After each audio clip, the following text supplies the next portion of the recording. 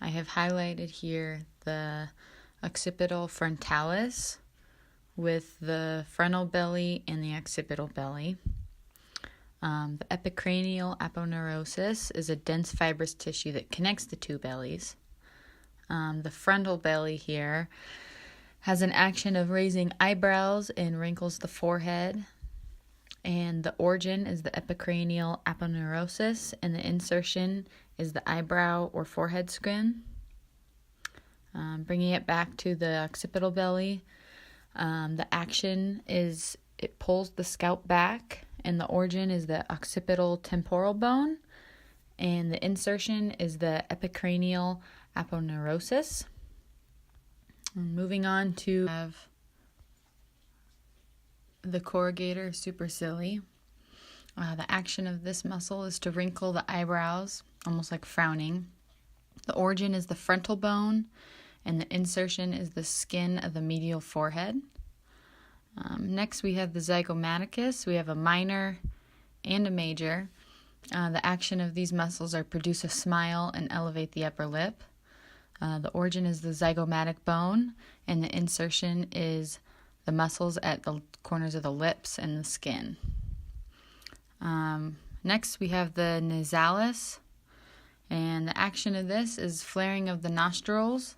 The origin is the maxillae, and the insertion is the nasal aponeurosis. Next, we have the procerus, which is this muscle here.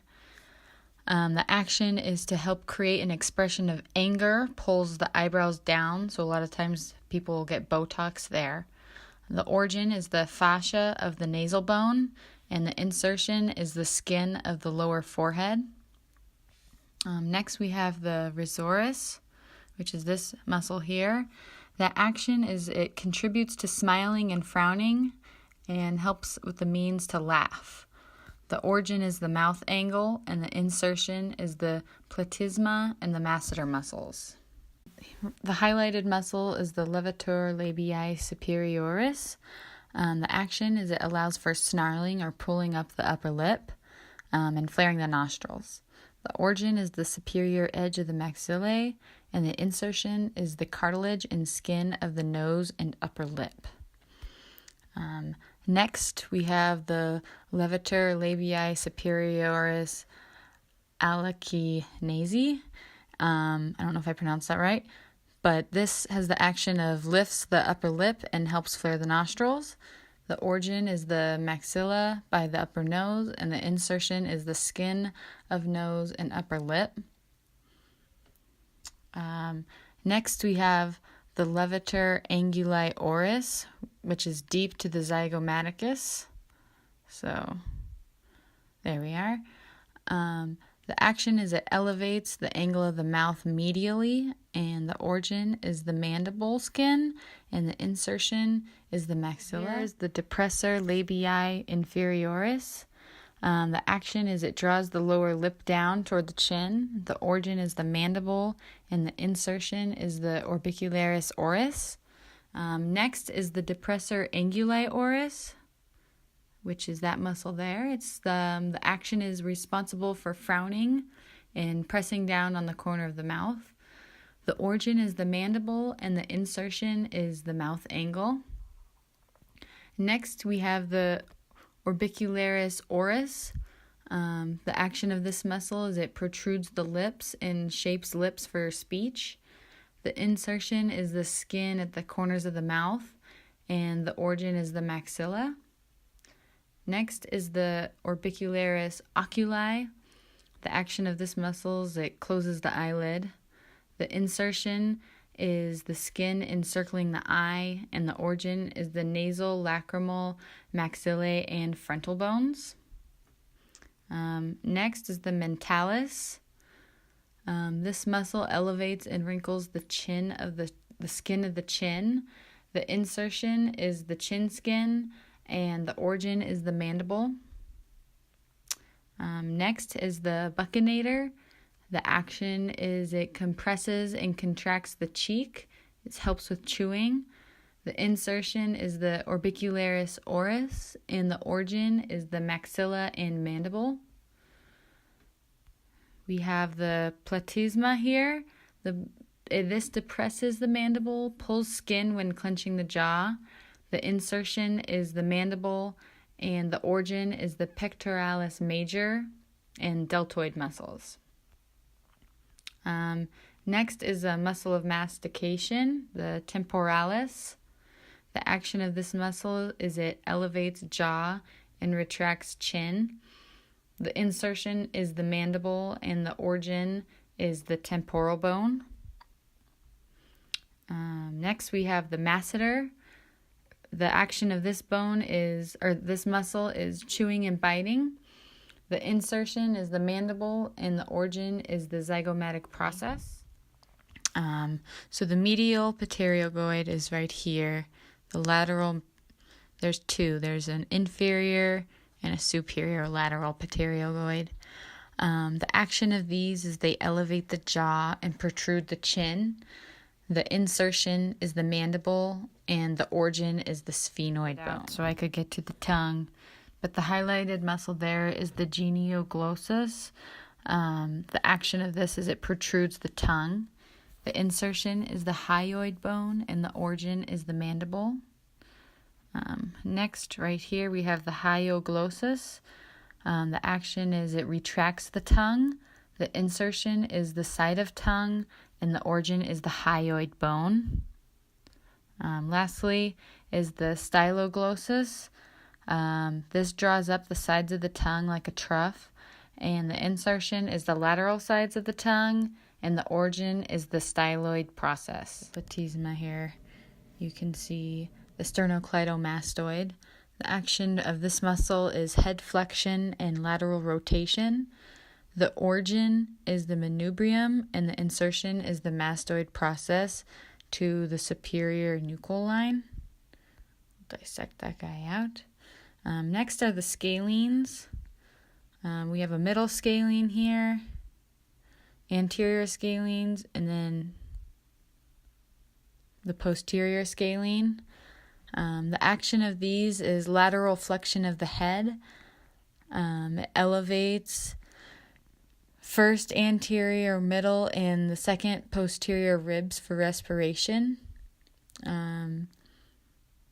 The origin is the transverse process of C2 through C7, and the insertion is the first anterior, middle, and second rib that's posterior. Next is the hyoid muscles. We have the digastric, which is right here.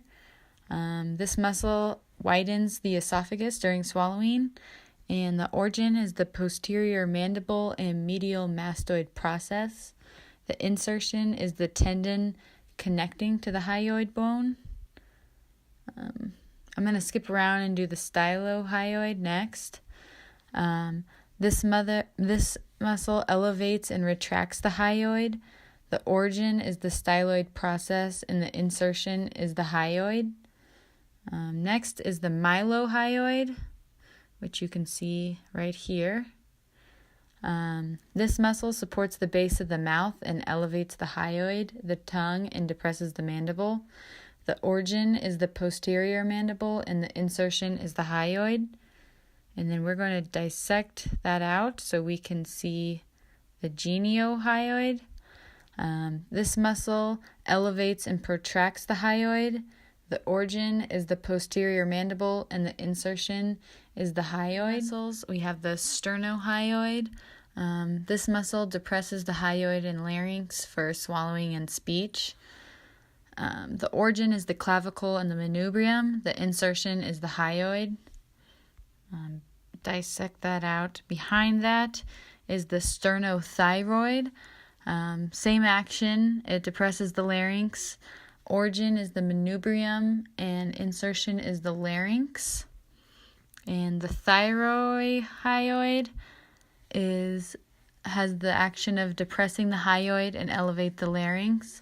The origin is the larynx, and the insertion is the hyoid. And then lastly here is the omohyoid. The action is depresses the hyoid, and the origin is the superior scapula, and the insertion is the hyoid bone. You can see the splenius capitis. This extends, rotates, and laterally flexes the head. The origin is the spinous process of C7 through T3, and the insertion is the mastoid process and occipital bone. Deep to that, we have the splenius cervicis. This extends the head and neck with lateral flexion and rotation of the head. The origin is the spinous process of T3 through T6, and the insertion is the transverse process of C1 through C3. Next is the semispinalis capitis. There's a lateral and a medial. This helps with extension of the neck, head, and rotation of the head. The origin is the articular process of C5 through C7 and transverse processes of T1 through T6. The insertion is the superior and inferior nuchal lines. Next is the semispinalis cervicis, which is deep to that. It's right here. The semispinalis cervicis. It's for lateral flexion and rotation of the head and extension of cervical spine. The origin is T1 through T6, transverse processes, and the insertion is C2 through C5 spinous processes. And next is the semispinalis thoracis. The action of this muscle is lateral flexion and rotation of the head and extension of cervical and thoracic spine. The origin is T6 through T10 transverse processes, and the insertion is C6 or C7 and T1 through T4 spinous process. The erector spinae muscles, we have the spinalis group, the spinalis thoracis, which extends and hyperextends the vertebrae, allows you to stand tall. The origin is the spinous process of T11 and L through L2, and the insertion is the spinous process of T3 through T8. Is the spinalis cervicis, and this extends and hyperextends the vertebrae, which allows you to stand tall. The origin is the spinous process of C6 or C7 through T1 or T2, and the insertion is the spinous process of the axis. Next is the longissimus muscles.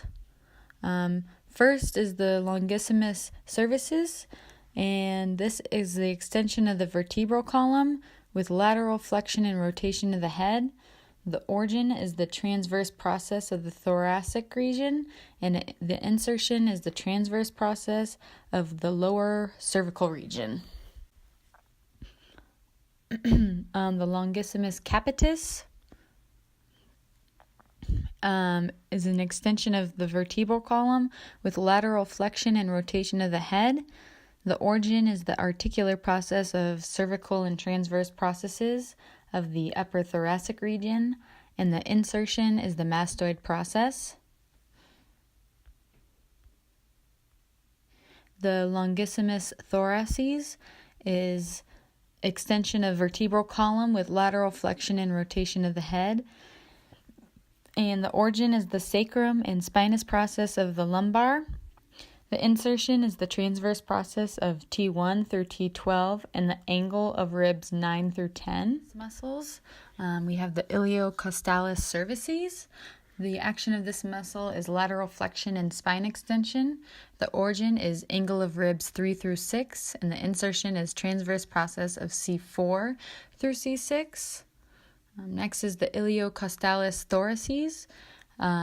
Lateral flexion and spine extension is the action. The origin is angle of ribs 7 through 12, and the insertion is angle of ribs 1 through 6, and the transverse process of C7.